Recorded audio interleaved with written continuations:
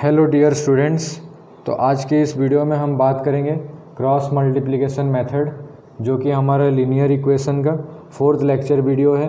तो अगर आप प्रीवियस 3 लेक्चर वीडियो नहीं देखे हो तो प्लीज़ मैं आपको रिक्वेस्ट करूँगा कि पहले आप फर्स्ट वीडियो, सेकंड वीडियो और थर्ड वीडियो को देख लो, तभी जाके ये वीडियो आपको अच्छा लगेगा देखने में। नहीं तो इसके साथ कुछ रिलेट भी नहीं है, यहाँ से भी आप देख सकते हो, पर आपका मतलब क्या बोलते हैं, सिलेबस जल्दी कवर हो जाएगा। तो इसलिए रिक्वेस्ट आपको है कि फर्स्ट, सेकंड और थर्ड को पहले देख लो। तो सपोज हमारे पास 2 लीनियर इक्वेशन दिया है, एक है a1x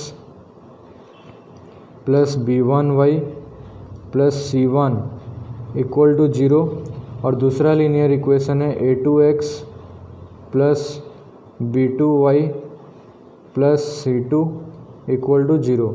ये 2 लीनियर इक्वेशन आपको गिवन है और बोला जाएगा कि use cross multiplication method to find the value of x and y। तो इसके लिए हमारा प्रोसीजर क्या है, तो देखो सबसे पहले इसका तो डायरेक्ट फार्मूला है, बाकी जो 2 मेथड में आपका स्टेप बाय स्टेप करना रहता है, इसके लिए आपका एक डायरेक्ट फार्मूला है। तो मैं आपको एक नया तरीका बताऊंगा जिसमें कि आपको फार्मूला भी लर्न करना नहीं पड़ेगा, आप डायरेक्टली इजीली सॉल्व कर सकोगे। तो क्या करोगे, सबसे पहले x लिख देना, फिर y लिख देना, फिर 1 लिख देना। इसको याद रखो, फर्स्ट हम लिखेंगे x, फिर लिखेंगे y, फिर लिखेंगे 1, फिर एक लाइन खींच देना इधर, फिर यहाँ पे, फिर यहाँ पे। फिर देखो x जब आप लिखोगे, x के नीचे क्या लिखना है, तो x का जो कोफिशिएंट है उसको हम डिलीट कर देंगे, तो x का टर्म को ही हटा देंगे। तो x का टर्म हटा देने से अभी कोफिशिएंट क्या क्या आ रहा है, तो y का कोफिशिएंट एक आएगा और कांस्टेंट टर्म आएगा। तो इसको हम सीरियली लिखेंगे b1 c1 b2 c2। तो किसके नीचे लिखेंगे, x के नीचे लिखेंगे। तो लिखो b1 c1 b2 c2। समझ में आ रहा है ये चीज़, b1 c1 b2 c2। उसी तरह अभी हम y के नीचे क्या लिखेंगे, ऑब्वियसली अगर आप x की जगह x के नीचे अगर x का कोफिशिएंट को हटा रहे हो, डिलीट कर रहे हो, तो y के लिए हम क्या करेंगे, y का कोफिशिएंट को हटाएंगे। तो y का कोफिशिएंट को हटाएंगे तो क्या लिखेंगे, a1 c1 a2 c2। तो एक और चीज़ आपको यहाँ पे ध्यान देना है, तो आप इस तरफ से लिखेंगे, मतलब c1 a1, क्योंकि देखो यहाँ पे c1 c2 है, तो यहाँ भी आपको c1 c2 रखना है और यहाँ पे a1 a2 रखना है। समझ में आया। उसके बाद हम 1 मतलब क्या है, हमारा एक कांस्टेंट नंबर है। तो कांस्टेंट नंबर को अभी जब हम डिलीट करेंगे तो क्या मिलेगा, a1 b1 a2 b2। तो देखो यहाँ भी a1 a2 है, तो यहाँ भी आपको serially a1 a2 b1 b2 लिखना है। यहाँ तक समझ में आ गया होगा आपको। फिर हम क्या करेंगे, तीनों के बीच में इक्वल साइन डाल देंगे। हो गया यहाँ तक। फिर आपको क्या करना है, आगे एक एरो मार्क डालना है, मतलब क्रॉस मल्टीप्लाई जैसे हम करते हैं वैसे एरो मार्क यहाँ पे खींचेंगे। हो गया। फिर क्या करेंगे, x bye b1 into c2 करोगे तो आप कितना होगा, तो x bye b1 c2 minus b2 c1। ये चीज़ समझ में आया, मतलब this into this minus this into this, ये स्टेप आपको याद रखना है। फिर y upon c1 into a2 c1 a2 minus c2 a1 equals to 1 upon a1 b2 minus a2 b1। समझ में आया ये चीज़। फिर आपको क्या करना है, x और y का वैल्यू निकालना है। तो बताओ x और y का वैल्यू कितना कितना होगा, तो जानते हो आप ये क्या है, रेशियो है।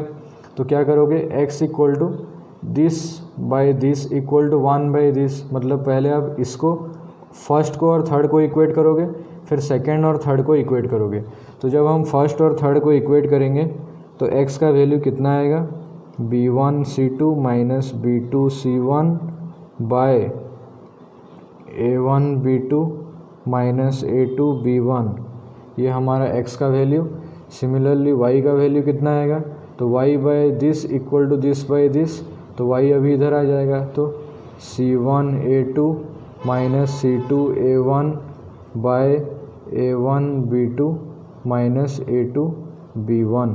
तो ये आपका फार्मूला है क्रॉस मल्टीप्लिकेशन मेथड का। तो ये फार्मूला को आप याद भी करने से होगा, नहीं तो आपको ऊपर वाला स्टेप अगर याद है हो गया तभी भी आप डायरेक्टली विदाउट फार्मूला यूजिंग करके कर सकते हो। तो चलो एक क्वेश्चन सॉल्व करेंगे इसका। तो एक क्वेश्चन है, use cross multiplication method to find the solution of the linear equation. तो लीनियर इक्वेशन क्या है आपके पास, 2x + y = 5, ये आपका फर्स्ट इक्वेशन है। दूसरा इक्वेशन है 3x + 2y = 8। तो यहाँ से आप बताओ a1 का वैल्यू कितना होगा, a2 का वैल्यू कितना होगा, b1 का वैल्यू कितना होगा, b2 का वैल्यू कितना होगा, c1 और c2 का वैल्यू कितना कितना होगा। तो a1 = 2, a1 मतलब हमारा coefficient of x, similarly a2 = coefficient of x in second equation, similarly b1 = 1, b2 = 2, c1 = -5। क्यों -5 आ रहा है, क्योंकि एक लीनियर इक्वेशन का जनरल फॉर्म क्या होता है, ax + by + c = 0। तो जब ये 5 लेफ्ट हैंड साइड जाएगा तो -5 हो जाएगा, that's why c1 = -5। Similarly c2 = -8। उसके बाद हमारा परंपरा क्या बताया गया था कि सबसे पहले आप x, y और 1 लिखो। तो लिखेंगे फिर ये x, y और 1, फिर हमको बोला गया लाइन एक खींचो। तो बताओ x के नीचे क्या लिखा जाता है, तो b1, b2, c1, c2। तो आप सजा के लिखो 1, 2, -5, -8। सिमिलरली फिर क्या लिखते हैं, y के नीचे इसको हटाते हैं और इसको हटा के यहाँ से लिखा जाता है, तो -5, -8, 2, 3। फिर क्या लिखते हैं 1 के नीचे, a1, b1, a2, b2। तो 2, 1, 3, 2। ये चीज़ आपको समझ में आया। फिर हम क्या करते हैं, एरो मार्क, पहले तो इक्वल साइन डालो फिर जाके एरो मार्क। बात समझ में आ रहा है ना। जिसको कुछ डाउट्स होगा वो कमेंट में पूछना मेरे को। तो नेक्स्ट स्टेप में क्या होगा, x बाय 1 × -8 कितना होता है बताओ, 1 × -8 इज़ -8। फिर माइनस होता है, फिर 2 × -5 -10 इक्वल टू y बाय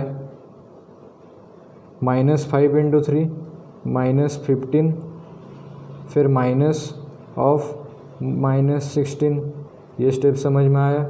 उसके बाद 1 बाय 2 × 2 4 -3 × 1 3। आगे फिर सॉल्व करेंगे तो x by -8 + 10 equal to y by -15 + 16 equal to 1 by 4 -3 1 हो जाएगा। तो अभी बताओ x बाय कितना होगा, -8 + 10, तो which is equal to x by 2 equal to y/1 and 1/1। तो सबसे पहले हम क्या इक्वेट करेंगे, x by 2 equal to 1/1 and y/1 equal to 1/1। तो यहाँ से बताओ इम्प्लाइज क्रॉस मल्टीप्लाई करोगे तो x × 1 x equal to 2 × 1 2, similarly y equal to 1। तो ये हमारा सॉल्यूशन है कि किसका, एवॉब लीनियर इक्वेशन का। तो देखिए इससे क्या पता चला, फर्स्ट मेथड में जैसे हमको थोड़ा ज़्यादा टाइम लगता था, सब्स्टिट्यूशन मेथड में पहले हमको x का वैल्यू निकालना पड़ता था, फिर दूसरा में पुट करना रहता था, फिर वहाँ से y आता था, फिर उसको मतलब इसमें फर्स्ट में थोड़ा सा टेंशन था, सेकंड में भी थोड़ा टेंशन था। लेकिन जो हमारा क्रॉस मल्टीप्लिकेशन मेथड है ये बहुत ही आसान है। मतलब आपको कुछ 2 या 3 बेसिक रूल्स जस्ट याद रखना है, उसके बाद आप खाली कैलकुलेशन है यहाँ पे। तो क्रॉस मल्टीप्लिकेशन हमारा एक बहुत ही आसान मेथड है, तो इसको आप यूज करके बहुत सारे लीनियर इक्वेशन सॉल्व कर सकते हो।